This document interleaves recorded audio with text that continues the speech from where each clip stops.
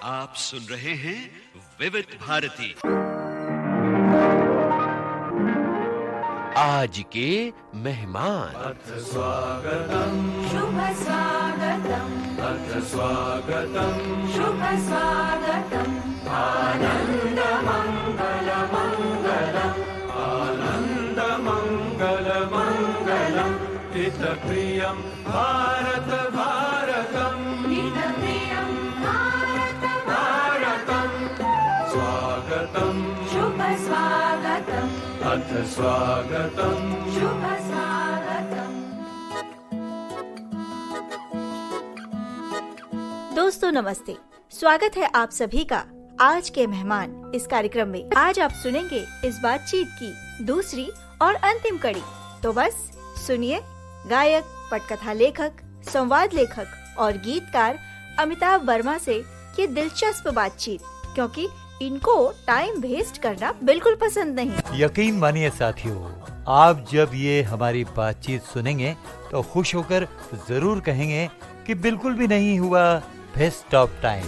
विविध भारती के स्टूडियोज में आपका इस कार्यक्रम में बहुत बहुत स्वागत है। थैंक यू राजन जी, बहुत बहुत शुक्रिया। अमिताभ जी, कई बार अपने साथ घटी कुछ ऐसी घटनाएं यादगार बन जाती हैं जो जिंदगी भर याद रहती हैं। आप मुंबई जब आए, गीतकार बने और रिकॉर्डिंग के वक्त तमाम लीजेंड से आपकी मुलाकातें हुई, तो उसके बारे में हम जानना चाहेंगे। सबसे पहले कोई ऐसी मुलाकात के बारे में जो आपको अभी तक याद है और प्रभावित कर गई। जी, सबसे पहला जो नाम मेरे दिमाग में आता है वो है भूपेन दा का, भूपेन हजारिका साहब का। मेरे लिए एक बहुत बड़ी बात थी कि भूपेन दा के गाने हम लोग स्कूल में, कॉलेज में, कॉयर में गाया करते थे। तो भूपेन दा से मिलना ही मेरे लिए एक बहुत बड़ी उपलब्धि थी। और भूपेन दा इतने सिंपल और इतने सहज इंसान थे, इतने बड़े लेजेंड थे, लेकिन किसी को, हमारे जैसे नए कलाकारों को भी वो इतने प्यार से मिलते थे। और मेरे साथ तो उनकी स्पेशल बॉन्डिंग हो गई थी। ये जब उनको पता चला कि हम बिहार के रहने वाले हैं, तो भूपेन दा के एक बहुत फेवरेट लिरिसिस्ट थे शैलेंद्र साहब जी, जो कि बिहार के थे। तो भूपेन दा ये बात हमेशा बोलते थे कि देख अमिताभ, मेरा एक दोस्त था शैलेंद्र, वो बिहारी था और एक तू है। बड़े खुलूस के साथ बात करते हैं। बहुत तो बोले मेरे दो बिहारियों ने मेरे साथ काम किया, मुझे बहुत अच्छा लगता है।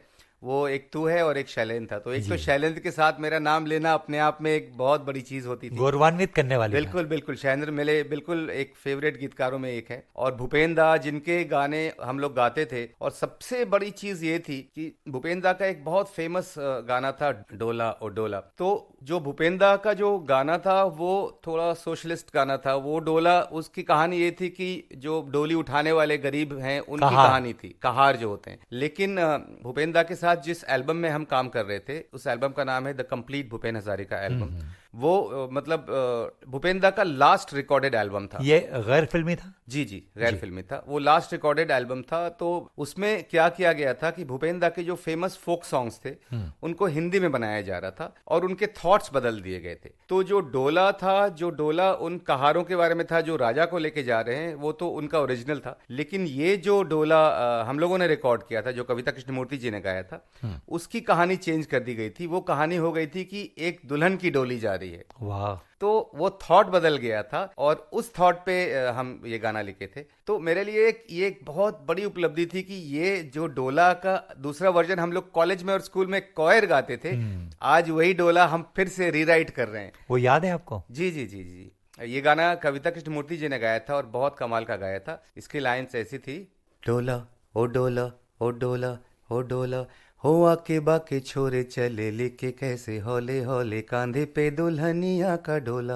हो डोला, हो अखियां सजाए नए सपने पिया के कैसे मनवा, दुल्हनिया का डोला हो डोला, हो हैया ना हैया ना हैया ना हैया, हो हैया ना हैया ना हैया ना हैया, हो डोला हो डोला।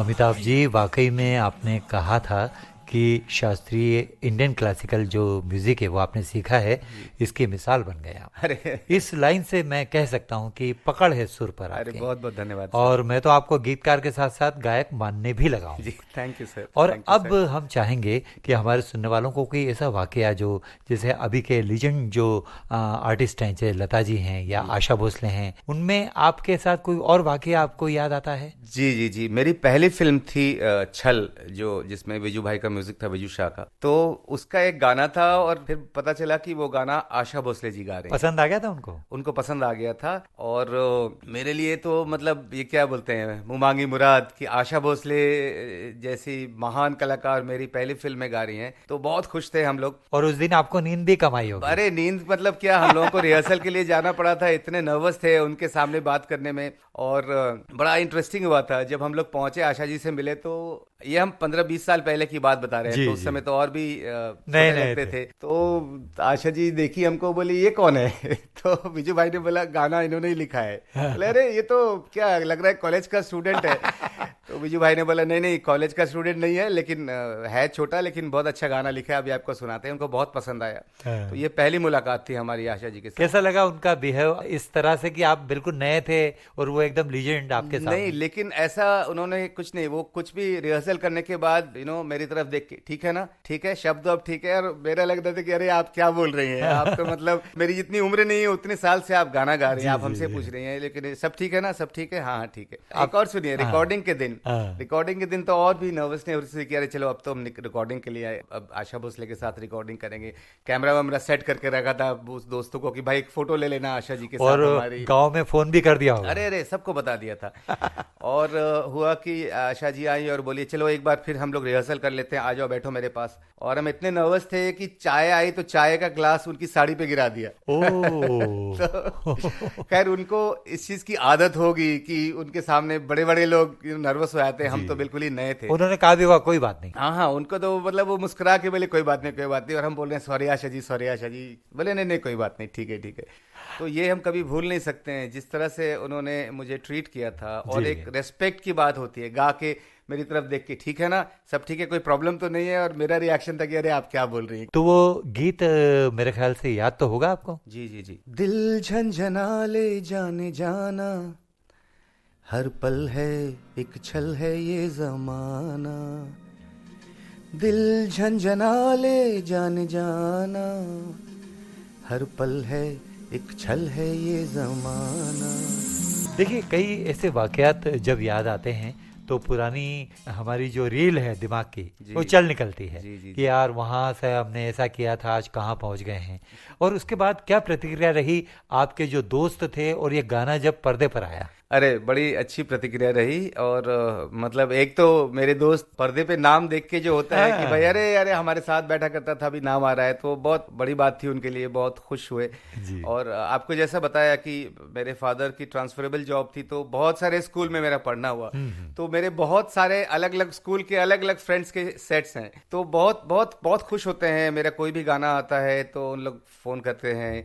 अभी जैसे जो अवल्ला जो वीडियो आया मैंने सबको भेजा और सब लोगों ने अपने अपने ग्रुप्स में शेयर किया और फेसबुक पे शेयर किया, टैग किया। और जो भी तारीफें उनको सुनने को मिलती है वो सब मुझे भेजते हैं कि देखो ऐसे ऐसा रिमार्क्स आ रहा है, ऐसा ऐसा रिएक्शन आ रहा है, तो बहुत अच्छा लगता है। उसकी तो लाइक्स भी काफी तादाद में जी लाइक्स लाख से ज्यादा हो गई है। जी।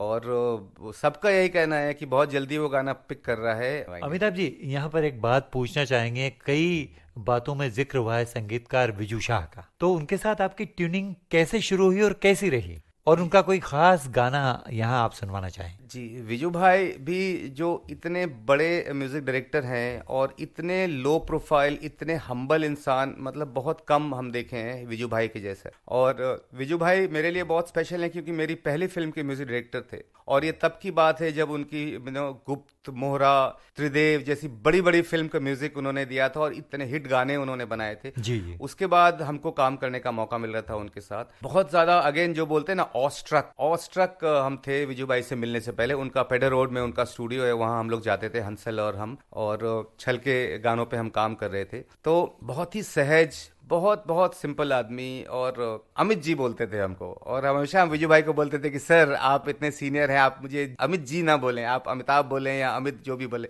तो अब विजू भाई बोलते थे कि नहीं भाई, अमिताभ नाम बहुत बड़ा है तो अमिताभ नहीं बोल सकते, अमित जी ही ठीक है। तो बड़ा जोक करते थे, बहुत मजाकिया आदमी है जी। और विजू भाई का एक उनके साथ एक याद जुड़ी है, वो है कि उनका जो म्यूजिक रूम था बड़ा तेज एसी चलता था वहां पे, क्योंकि बहुत सारे मशीन्स और सिंथेसाइजर बहुत सारे रहते थे, तो इक्विपमेंट के लिए एसी का होना जरूरी है। और विजू भाई सफेद कुर्ता पजामा में बैठे रहते थे, सिंपल, और गर्म पानी सिप किया करते थे। हाँ। और हम लोग जगह खोजते रहते थे जहाँ एसी की हवा कम आए। वहाँ बैठ जाओ। पहले दूसरी मीटिंग के बाद तो हम लोग स्वेटर लेके जाते थे उनके क्या स्टूडियो बात में काम करने के लिए। तो विजू शाह के साथ तो बहुत सारी याद जुड़ी है और बहुत सारा मतलब उनके साथ 2 फिल्म हम किए हैं। और एक मेरी ये भी इच्छा है कि आने वाले दिनों में हम चाहेंगे कि जो फिल्म हम डायरेक्ट कर रहे हैं काश उसमें विजू शाह, विजू भाई म्यूजिक दें, और हम जरूर कोशिश करेंगे कि एक बार फिर अपनी फिल्म में, अपनी डायरेक्ट की हुई फिल्म में उनके साथ काम करें। वो इतने ज्यादा गुणी संगीतकार और म्यूजिशियन है। तो हम चाहेंगे कि उनकी फिल्म का कोई भी गाना आप सुनवा सकते हैं। जी, उनकी एक फिल्म थी आर या पार, जैकी श्रॉफ थे उसमें, सारे गाने बहुत अच्छे थे। आपको कौन सा पसंद है? उसमें मेरा बड़ा फेवरेट गाना था, उस गाने का चलन बड़ा क्या बोलते हैं, आड़ा तिरछा चलन था उस गाने का। उदित नारायण साहब ने गाया था, हल्ले हल्ले करके एक गाना था, बड़ा अजीब सा ताल था इस गाने का। तो ये गाना हम सुनवाना चाहेंगे, बड़ा बहुत फेवरेट गाना है मेरा। जी जी। वो गाना था ऐसा, प्यार कर दीदार कर जो चाहे कर ले, हल्ले हल्ले हल्ले हल्ले। अच्छा, अभी तक आपने तमाम फिल्मों में गाने लिखे हैं जिसमें सिचुएशनल भी सॉन्ग हैं, और कुछ जैसे आपने कहा कि कभी भी किसी भी गाने को बनाकर किसी और अन्य फिल्म में रख दिया जाता है।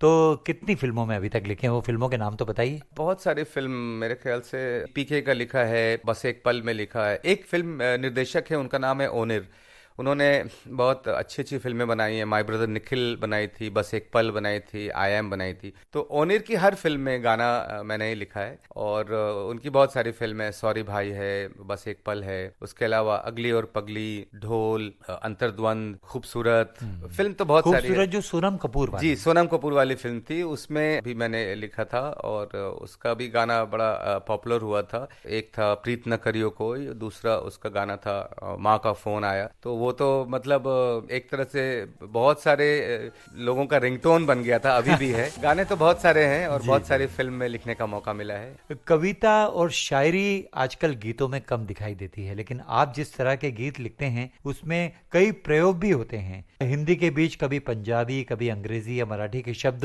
कई गानों में मिश्रित कर दिए जाते हैं आज के गीतकारों के द्वारा। क्या आपने महसूस किया है कि इससे गीत की भाषा का सौंदर्य कहीं ना कहीं प्रभावित होता है? देखिए, मेरा इस बारे में जो ख्याल है कि फिल्मी जो गीत होते हैं, जो फिल्म के गीत होते हैं, वो फिल्म के हिसाब से होते हैं। और आप अपने आसपास देख लीजिए, कितने लोग आपको मिलेंगे जो कि शुद्ध हिंदी में बात करते हैं, बहुत कम। ये आपने सही कहा जी, क्योंकि हिंदी में जब बोलचाल की भाषा बन गई है जी, जी, तो जी, कई अन्य भाषाओं के शब्द मिश्रित हो गए। जी जी जी। तो फिल्म में हम लोग गाना लिखते हैं कैरेक्टर के हिसाब से, जो फिल्म में जो भी चरित्र है, जो भी हीरो है या हीरोइन है, उसके हिसाब से। तो जरूरी नहीं है कि वो हीरो या वो हीरोइन उनकी भाषा बिल्कुल शुद्ध हो जी। तो अगर उनकी भाषा, अगर वो डायलॉग्स बोल रहे हैं जिसमें हिंदी में पंजाबी मिली है या अंग्रेजी मिली है, तो ये लाजमी है कि वो जो गाने अगर गाएंगे तो वो गाने भी वैसे ही होंगे कि उसमें थोड़े दूसरे शब्द मिले होंगे। और इसकी शुरुआत तो बहुत साल पहले हुई थी, स्पेशली पंजाबी शब्दों का प्रयोग तो मेरे ख्याल से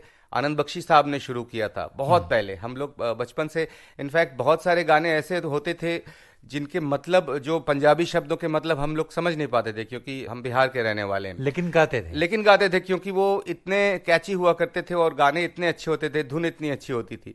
तो वो तो हमारी फिल्मों में हमेशा से चला आ रहा है। और फिल्मों के गाने कोई जरूरी नहीं है कि बिल्कुल शुद्ध हिंदी में हो, क्योंकि वो जो हमारे फिल्मों के जो कैरेक्टर हैं जिनके ऊपर वो गाने फिल्माए जा रहे हैं, उस हिसाब से गाने बनते हैं। जी जी जी। तो इसीलिए फिल्मों के गाने तो बिल्कुल ही एक डिफरेंट कैटेगरी हो जाते हैं। हमें लिखना पड़ता है कैरेक्टर के हिसाब से, स्क्रिप्ट के हिसाब से, सिचुएशन के हिसाब से। तो आपको कभी अपनी फिल्मों के जो गाने लिखने का मौका मिला, ऐसा कुछ हुआ? जी जी जी। एक गाना था, बड़ा पॉपुलर हुआ था, वो अगली और पगली एक फिल्म थी, उसका एक गाना था मैं टल्ली हो गई। तो मैं टल्ली हो गई में काफी पंजाबी शब्दों का प्रयोग किया गया था, क्योंकि अगेन वो जो कैरेक्टर थे वो ऐसे थे और वो पब में पिक्चराइज हो रहा है, और जो कैरेक्टर थी वो उसी तरह की भाषा फिल्म में भी बोली है। मल्लिका शेरावत ने वो एक्टिंग की थी।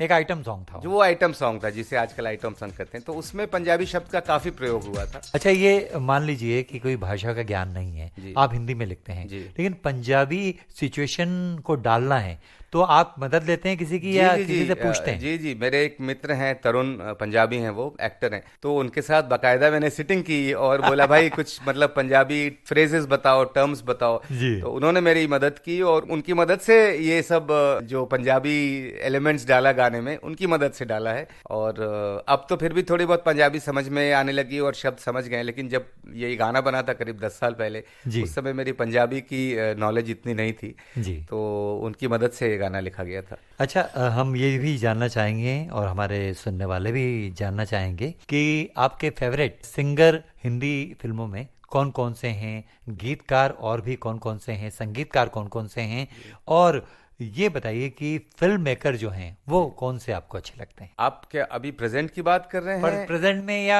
भूतकाल में भी? भूतकाल में तो 3 बहुत फेवरेट हैं मेरे गीतकार। वैसे तो देखिए, जब हम लोग छोटे थे उस समय तो सभी गीतकार और सभी संगीतकार, मतलब कहना मुश्किल है कि कौन ज्यादा अच्छा है, लेकिन मेरे जो पसंदीदा गीतकार थे वो 3 थे। वो एक शैलेंद्र साहब थे, एक साहिर लुधियानवी जी और एक आनंद बख्शी जी। ये 3 बहुत संगीतकारों में? संगीतकार में आर.डी. बर्मन साहब थे, मदन मोहन बहुत पसंद थे, रोशन साहब, सलील चौधरी, मतलब बहुत लंबी लाइन है। ये कि अनफेयर क्वेश्चन है कि कौन से, अगर कोई बोला जाए कि 2 या 3 म्यूजिक डायरेक्टर का नाम लो तो ये बिल्कुल ही लेकिन जब चॉइस की बात आती है तो बता ही सकते हैं। हाँ, चॉइस की बात आती है तो फिर शायद आर.डी. बर्मन, मदन मोहन, सलील चौधरी, रोशन, ऐसा कुछ। और चूंकि आपने जिक्र कर ही दिया है कि आप केवल गीतकार नहीं हैं, डायलॉग भी आपने लिखे हैं, स्क्रीन प्ले भी लिखा है, डायरेक्शन भी किया है, तो फिल्म मेकर की अगर बात आती है तो पुराने से लेके अभी तक कौन कौन से आपके खास दिल में बसते हैं?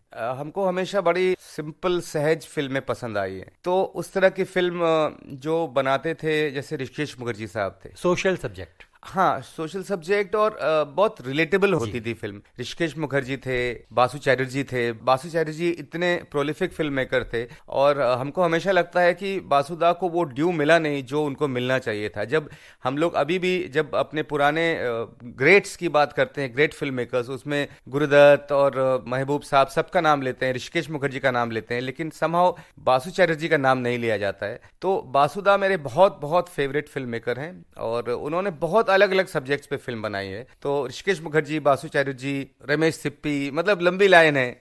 अभी के दौर में देखें तो राजकुमार हिरानी और शुजीत सरकार, बहुत सारे हैं, बहुत सारे, मतलब लड़कों में भी काफी क्रेज है। बहुत बहुत बहुत। शुजीत सरकार भी बहुत ही रिलेटेबल फिल्म्स बनाते हैं, बहुत पसंद है उनकी। बड़े स्टार्स को लेके कई फिल्म। हाँ, बड़े स्टार्स को लेके, लेकिन वो लार्जर देन लाइफ फिल्म नहीं बनाते हैं। उनकी फिल्मों में बड़े स्टार्स भी बहुत ही आपको रिलेटेबल आदमी, मतलब ऐसे लोग का कैरेक्टर देते हैं जो आप देख चुके हैं। जैसे आप पीकू की बात करें तो पीकू में अमिताभ बच्चन साहब ने काम किया है, लेकिन वो उस फिल्म में महानायक नहीं है, वो एक आम आदमी बने हैं। बिल्कुल। तो उस तरह की फिल्म हमको ज्यादा पसंद आती है जो कि रिलेट कर सके आदमी, और उस तरह की। बहुत अच्छी बातें बताई आपने। हम चाहेंगे यहाँ पर एक और गीत बनता है जरूर। मेरा एक बहुत फेवरेट गाना है और उसकी वजह है फेवरेट गाना होने की, वो है फिल्म पीके का एक गाना था, love is a waste of time जी। तो उसके फेवरेट होने की वजह यह है कि एक तो उस फिल्म में मौका मिला हमको इंडिया के सबसे बड़े डायरेक्टर के साथ काम करने का, राजकुमार हिरानी साहब। तो मेरे लिए एक बहुत बहुत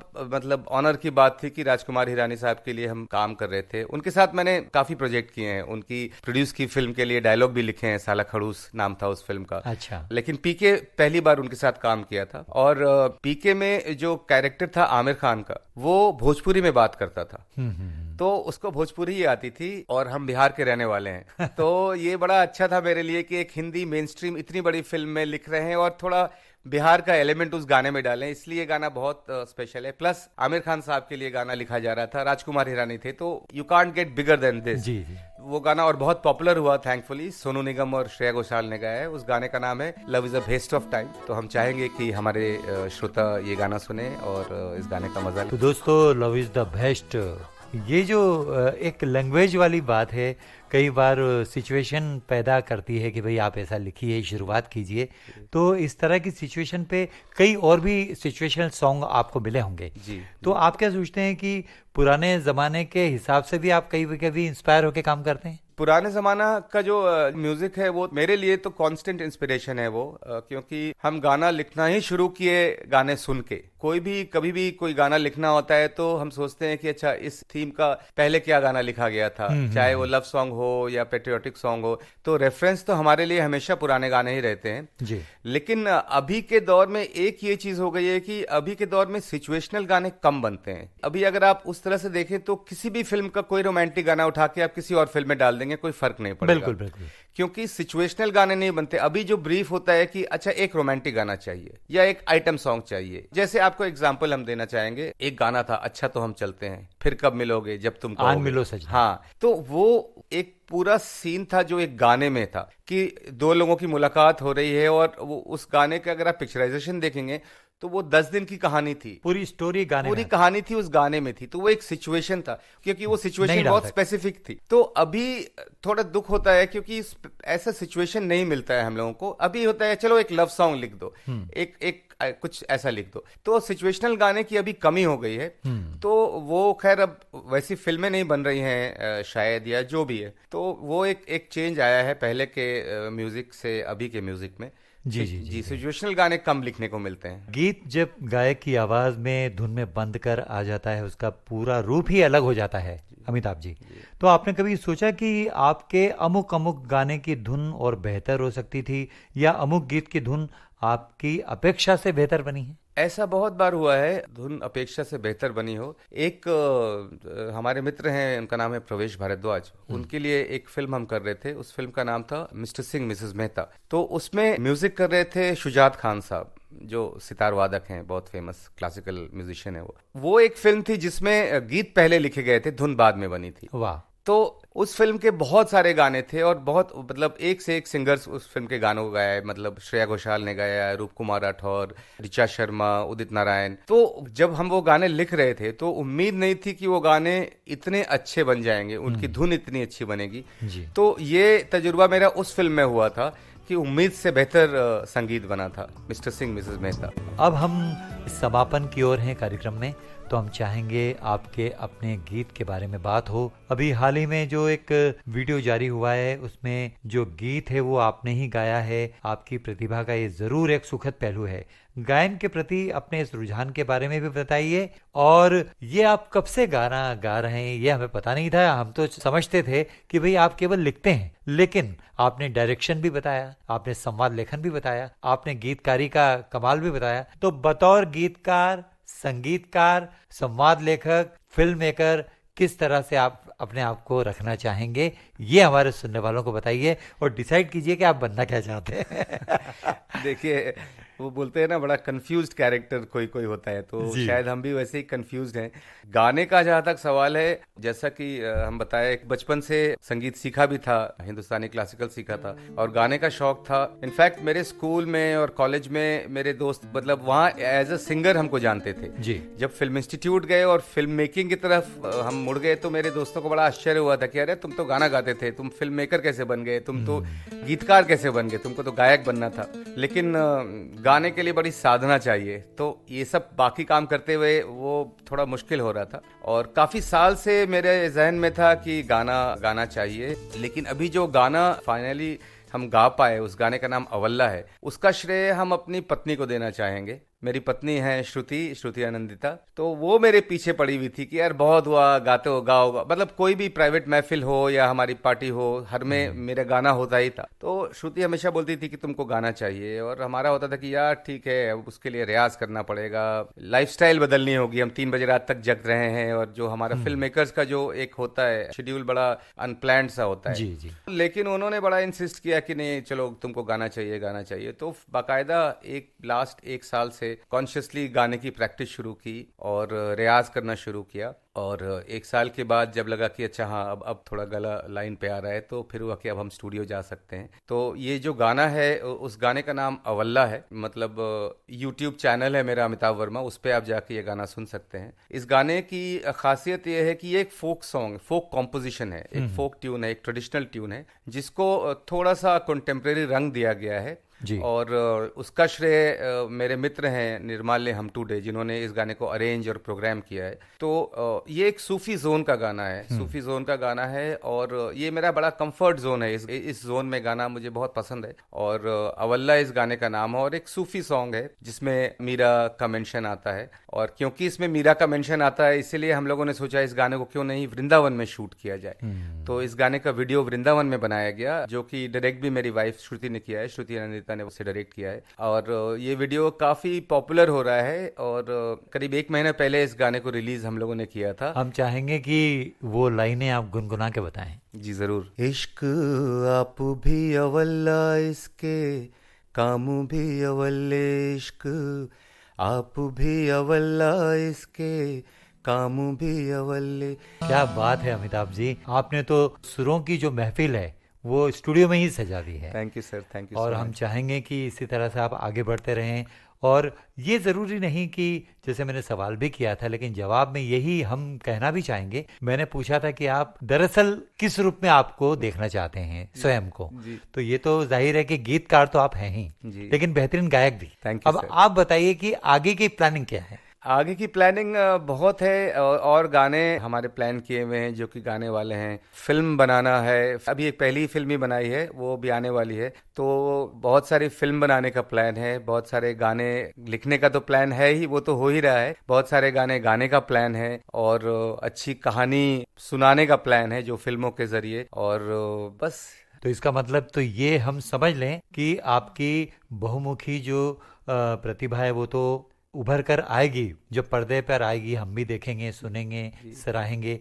लेकिन आप अपने आप को एक मुकम्मल गीतकार के रूप में ही रखना चाहते हैं? जी, गीतकार जरूर रखना चाहेंगे, क्योंकि बॉम्बे में आने के बाद सबसे पहला जो होता है ना मकबूलियत होती है, वो as a lyricist, as a गीतकार ही मिली थी। तो इसके लिए हम बड़े आभारी हैं। जीविका दी है। जी जी, जीविका दी। और लोगों के बीच में, मतलब अब लोग समझ रहे हैं कि हाँ, गाना भी गाते हैं और फिल्म भी बनाते हैं, लेकिन ज्यादातर लोग हमको एज अ गीतकार जानते हैं, तो उसको तो बिल्कुल ही हम बरकरार रखना चाहेंगे। तो हम अब आपसे इजाजत लें। जी। उससे पहले शुक्रिया अदा करें कि आपने इतना समय दिया हमें और अपने बारे में इतनी जानकारी बताई, और हमारे सुनने वालों से आप मुखातिब हुए, विविध भारती के स्टूडियो में आप आए। बहुत बहुत धन्यवाद। जी धन्यवाद। तो हमको बोलना चाहिए कि मेरी खुशकिस्मती है कि इस स्टूडियो में जहाँ इतने बड़े बड़े लेजेंड्स आ चुके हैं, वहाँ हमारे जैसा एक छोटा कलाकार भी आ गया। तो ये मेरे लिए बहुत बड़ी बात है, और बहुत बहुत धन्यवाद आप लोगों का। आपके उज्जवल भविष्य के लिए एक बार फिर से शुभकामना देते हैं हम आपसे लेते हैं इजाजत। नमस्कार। नमस्कार। आज के मेहमान इस कार्यक्रम में आज आप सुन रहे थे गायक, पटकथा लेखक, संवाद लेखक और गीतकार अमिताभ वर्मा से राजेंद्र त्रिपाठी की दिलचस्प बातचीत। ये थी इस बातचीत की दूसरी और अंतिम कड़ी। इस कार्यक्रम में तकनीकी सहयोग दिया सुषमा सुरड़कर ने। विविध भारती की ओर से इस कार्यक्रम की प्रस्तुतकर्ता अनुश्री पाठक। आज के मेहमान।